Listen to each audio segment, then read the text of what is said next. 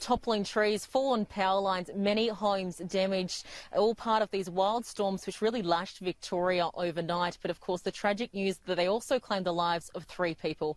A 4-year-old boy from a fallen tree in Blackburn South. He was taken to the Royal Children's Hospital last night but tragically died sometime later.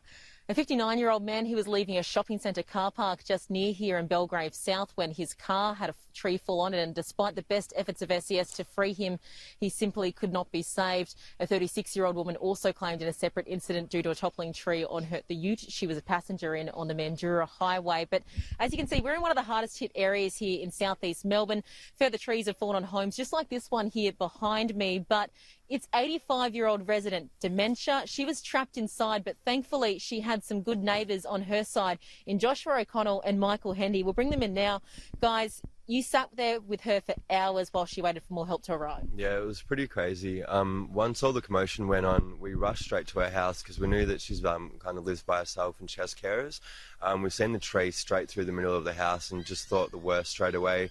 Luckily, we could hear her when we were calling out to her. So I've just had to smash the kitchen window, jump through and assess everything, make sure she was okay. Luckily, she was down at the bottom of the property, but she was actually trapped there because the tree had blocked her in and the roof had concaved in on most of the property. So we tried our best to get her out, but we needed the SES and Fire there, so had to wait, I think, about 2 hours before they could even get down to the property. And it was a big haul to get her out, yeah, but luckily she's okay. She has dementia. How was she finding that time? Yeah, she was just honestly very confused. She couldn't even fathom that a tree had fallen through the house. She just understood that there was a big crack in the roof. It was crazy though. She was sitting on her lounge chair with a bit of the roof probably that far away from her head, just completely oblivious. So it was good that we could get her out of that situation. And you smashed through the window to get into there and had to wait for hours. Yeah. What were officers and SES like when they arrived? They were really good. It was just very frantic for everyone. They'd come straight from that person who ended up passing away. They come straight from that scene to this one, so they didn't even get a chance to breathe. So it would have been pretty full on. But before we knew it, there was about 30 or 40, maybe even 50 people by the end of it. Just this crazy correspondence and everyone just helping everyone to get her out. It was really good. Yeah.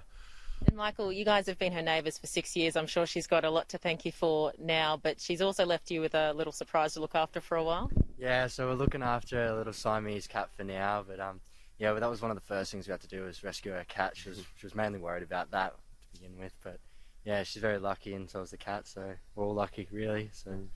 Well, thanks very much, Josh, Michael. You guys are absolute legends. Thanks very much.